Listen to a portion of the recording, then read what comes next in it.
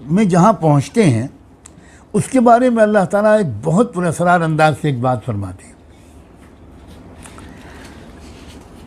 वजदहा तत्लु अला कौमिन लम नजअल लहुम मिन दूनिहा सित्रा, कि उन्होंने वहाँ ये देखा कि सूरज जो है वो एक ऐसी कौम पर तुलू हो रहा है जिनके और सूरज के दरमियान कोई ओट हमने नहीं रखी। और आगे कुछ तफसीलात बताने के बजाय आगे ये कहकर इस चैप्टर को बंद कर देते हैं, कज़ालिका वक़द अहतना बिमा लदैहि ख़ुबरा, यूँ ही है और जो कुछ भी ज़ुल्क़रनैन के आगे पेश आया था हम वाक़फ़ियत के लिहाज से उस पर हावी थे। ये क्या बात हुई? अब मैं एक बात अर्ज़ करता हूँ, हमारे काबिल एहतराम अज़ीम क़दीम मुफ़स्सिरीन का तो रुझान ये रहा है कि असल में ये कौम कोई बहुत ही जंगली और वहशी किस्म की थी। ये न मकान बनाते थे, न कोई छत होती थी, न कपड़े पहनते थे जो धूप से बचा सकें, यानी बिल्कुल खाना बदोश किस्म के, बेलिबास किस्म के, गैर मुतमद्दिन किस्म की कोई कौम थी। और अल्लाह ताला ने इसके बारे में कोई ज़्यादा तफसील नहीं बताई। लेकिन एक बात मैं अर्ज़ करूँ कि हमारे बाज़ और उलमा ने जिन्होंने ख़ास तौर पर सूरह कहफ पर गौर किया है,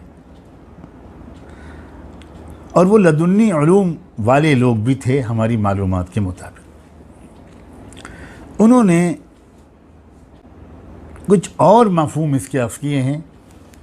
और मुझे हक़ तो नहीं है, लेकिन इतना कह सकता हूँ कि भाई मेरा रुझान तो उसी की तरफ जाता है जो हज़रत मौलाना मुनाज़िर हसन गिलानी रहमतुल्लाह अलैह ने जो मफ़हूम अख़्ज़ किया। और ये ज़हन में रखिएगा कि कुरान मजीद के ऐसे उलूम भी हैं कि जो हर आने वाले दौर में नए नए उलूम खुलेंगे। कुरान एक ऐसी किताब है कि जिसके अजूबे कभी ख़त्म नहीं होंगे, जिसका नयापन कभी पुराना नहीं होगा। और ख़ुसूसन ये जो फितन वगैरह का मसला है, इसमें तो जैसे जैसे हालात आगे बढ़ते जाएंगे कुरान की बहुत सी आयात की नित नई हकीकतें और मफ़हूम खुलते चले जाएंगे।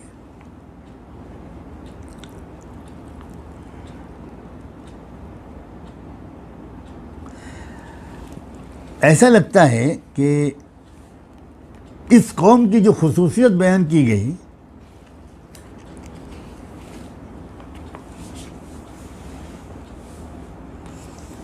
कि हमने सूरज को एक ऐसी कौम पर तुलू होते देखा जिसके लिए हमने उस पर कोई आड़ नहीं रखी थी। इसका क्या मतलब हुआ? मौलाना गिलानी, मैं अल्फाज बल्कि उनके पढ़े देता हूँ, वो कहते हैं कि इन अल्फाज से मेरी समझ में कुछ ऐसा आता है कि ये हालत सिर्फ तुलुए आफ़ताब के वक्त तक महदूद थी, यानी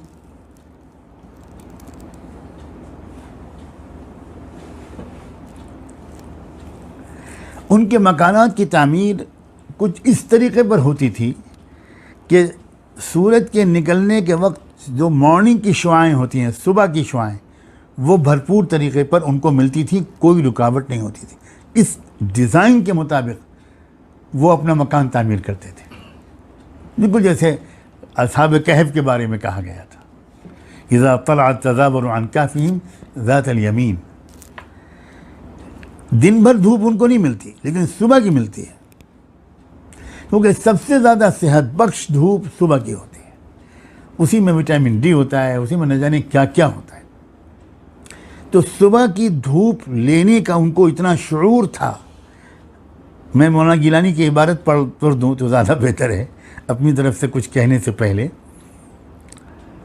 उनके मकानात की तामीर इस तरीक़े पर हुई थी कि तुलू के वक्त की शुआओं से मुस्तफ़ीज़ होने का मौका उनको भी और उनके घरों को भी रोज़ाना मुयस्सर आता था।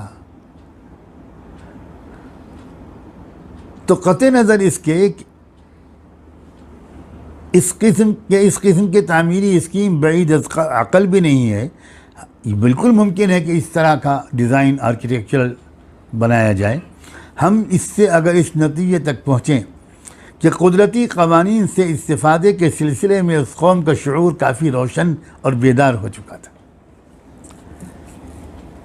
वो जिस्मानी सेहत के गुर से भी वाकिफ़ थे और जिस्मानी सेहत का असर दिमागी और क़ल्बी सेहत पर क्या और किस किस तरह होता है, इसका भी अमली तजुर्बा उन लोगों को था।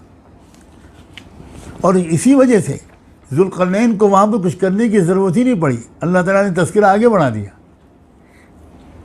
गौर कीजिए, जल्दी से इसको आप अगर कबूल नहीं करें तो आप जल्दी से इसको मुस्तरद मत कीजिए। असल में मैं आपसे क्या अर्ज़ करूं, हम लोगों का जो दीनी फ़हम है वो इस कदर महदूद हो गया है, दीन का तसव्वुर, कि ऐसे मकानात बनाना जिसमें उस सूरज सुबह सुबह की धूप मिले, ये तो हमको 7वां नंबर मालूम होता है, ये लायानी बातें मालूम होती। ज़ुल्क़रनैन और उस ज़माने के लोगों के बारे में ये बातें क्या कह रहे हैं हज़रत भाई, ये गलत फ़हम दीन है। आप गौर करें, बनु इसराइल के ज़वाल के बाद जब उनकी नशत सानिया के लिए एक नए कायद और लीडर की ज़रूरत पड़ी, और जब अल्लाह ताला ने उस कौम की दरख्वास्त पर एक शख्स को उनका कायद मुकर्रर कर दिया, और फिर उन्होंने ये कहकर कि ये तो गरीब आदमी है, ये मालदार तो है नहीं, तो कुछ लोगों ने एतराज़ किया, अन्ना यकून लहुल मुल्कु अलैना व नहनु अहक्कु बिल मुल्कि मिन्हु व लम युअत सअतन मिनल माल। ये बेचारा गरीब आदमी, हम लोग तो माशाअल्लाह बहुत खाते पीते लोग हैं, ये हमारा कायद बनेगा। तो अल्लाह ताला ने के जवाब में क्या फरमाया, इन्नल्लाह बअस लकुम तालूत मलिका, और आगे फरमाया ज़ादहू बसतन फ़िल इल्मि वल जिस्म। दो चीज़ें बताई कि देखो ये कायद जो है ना, इस कायद को इसलिए कायद बनाया गया तालूत को कि ये तुमसे ज़्यादा समझदार भी है और सेहत के एतबार से बहुत ज़्यादा मजबूत भी है। अब कायद में क्या सलाहियतें होनी चाहिए, ये नहीं कहा कि कायद जो है वो कादरिया और नक्शबंदिया सिलसिले का शेख है, ये नहीं कहा कि जो कायद है वो बहुत इबादत गुजार है। यकीनन वो अल्लाह के अच्छे बंदे होंगे, यकीनन वो अल्लाह ताला के तक़वे वाले, मोहब्बत और खशियत वाले होंगे, लेकिन ये तक़वा और खशियत क़यादत वाली सिफ़ात नहीं हो सकती। खाली क़यादत के लिए तक़वे और खशियत के अलावा और कभी कभी तो उनसे कुछ ज़्यादा कुछ दूसरी सलाहियतों की ज़रूरत है, ज़हनी, फ़िक्री, जिस्मानी, अक़ली, इल्मी। बात में बात निकलती है, सैयदना उमर रज़ियल्लाहु तआला अन्हु की ज़िंदगी का ये बहुत अजीब व गरीब एक वाक़या है कि एक बार वो अपने खोए हुए बैठे थे किसी सोच और फ़िक्र में। सैयदना मुग़ीरा इब्न शुअबा उनके पास आए। सैयदना मुग़ीरा इब्न शुअबा अजीब व गरीब शख्सियत, गुत्थियों को सुलझाने की ख़ास महारत थी, और मैनेजमेंट और इंतज़ामी उमूर के तो वो सबसे बड़े शायद माहिर लोगों में से एक थे। चंद गिने चुने सहाबा जो क़यादत और इंतज़ाम के माहिर थे, उनमें से एक थे मुग़ीरा इब्न शुअबा। इस्लाम लाने से पहले उनको दाहियत मिन दुहात कुरैश कहा जाता था कि पूरे कुरैश के कबीले के जीनियस तरीन इंसान एक हैं, वो इंतहाई इंटेलेक्चुअल, इंतहाई दानिशमंद। तो हज़रत उमर को उन्होंने फ़िक्र में डूबे हुए देखा तो पूछा कि अमीरुल मोमिनीन क्या बात है, लगता है कि आप किसी बड़ी गहरी सोच में हैं, ज़रा सा पानी दे दो, पानी। तो हज़रत उमर ने कहा कि मुग़ीरा, मैं बहुत परेशान हूँ, और मेरी परेशानी की वजह यह है कि पूरी सल्तनत में सैकड़ों ओहदे ज़िम्मेदारियाँ होती हैं, मैं किसको सौंपूँ ये मुझे बाज़ वक्त समझ में नहीं आता। एक शख्स मुझे मिलता है जो मैं समझता हूँ कि इंतज़ामी ज़िम्मेदारी को बेहतरीन तरीक़े पर संभाल लेगा, मगर मैं उसमें तक़वे की कमी पाता हूँ। और दूसरा शख्स मिलता है जिसमें तक़वा तो मैं ज़्यादा देखता हूँ, लेकिन इंतज़ामी सलाहियत कम पाता हूँ। मेरी समझ में नहीं आता कि वो ओहदा, वो ज़िम्मेदारी मैं किसको सौंपूँ, तरजीह किसको दूँ। तो हज़रत मुग़ीरा ने कहा कि मैं अर्ज़ करूँ,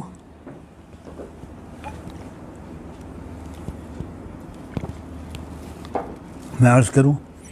फरमाया ज़रूर, इसीलिए तो मैंने तुम्हारे सामने खोल कर बात पूरी कह दी। तो मुगीरा इब्न शुअबा ने कहा, अमीरुल मोमिनीन, मेरी राय ये है कि आप उसको तरजीह दें जिसमें इंतज़ामी सलाहियत ज़्यादा हो, चाहे तकवा थोड़ा सा कम हो। उसकी वजह यह है कि उसके तकवे की कमी का नुकसान उसकी ज़ात को पहुँचेगा और उसकी इंतज़ामी सलाहियत और महारत का फ़ायदा पूरे आलम इस्लाम को पहुँचेगा। और अगर उल्टा हुआ तो उसके तकवे का फ़ायदा तो उसकी ज़ात को पहुँचेगा और उसकी इंतज़ामी सलाहियत की कमी का नुकसान पूरे आलम इस्लाम को पहुँचेगा। इसलिए आप तरजीह उसको दें।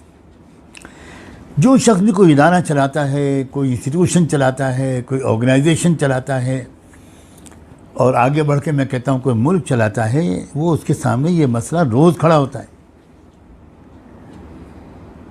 तो जहन में रखिए कि ये जो बात कुरान ने बयान की है कि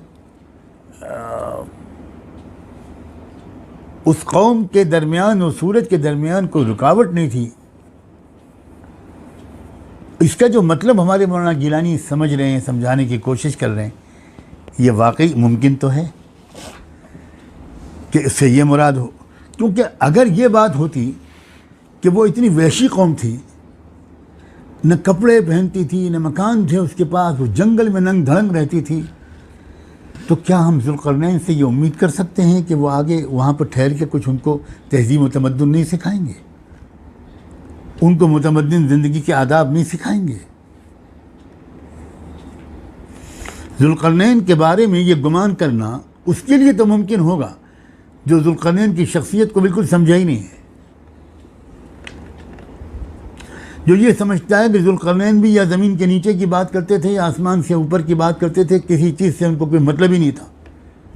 अगर कोई ये समझता है तो गलत समझता है। आप देखें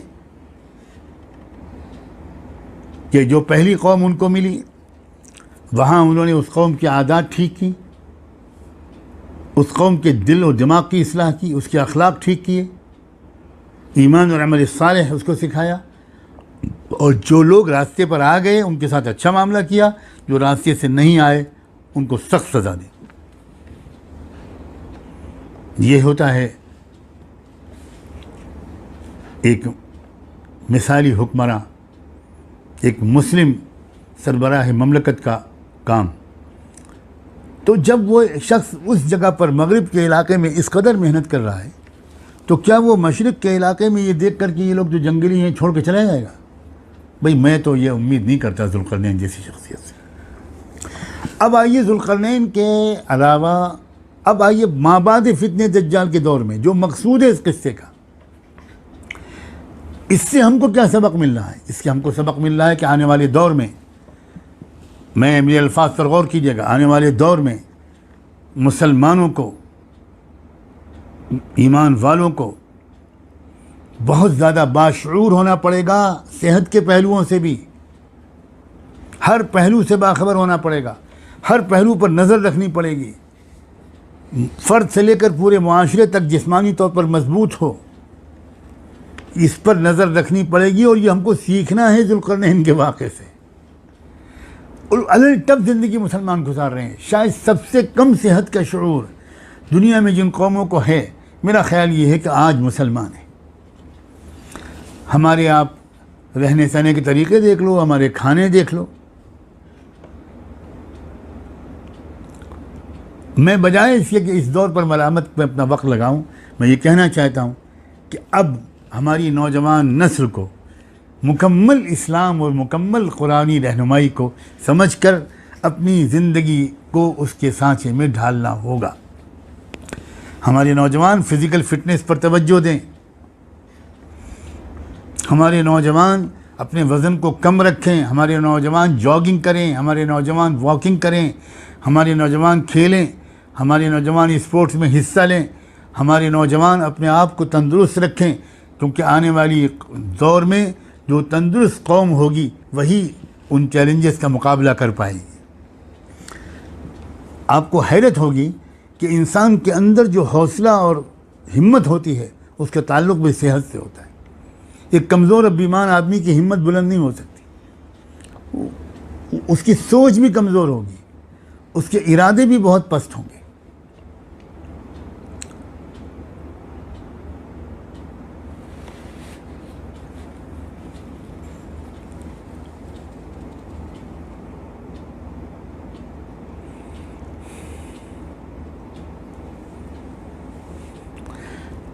मौलाना गिलानी तो यहाँ तक लिखते हैं कि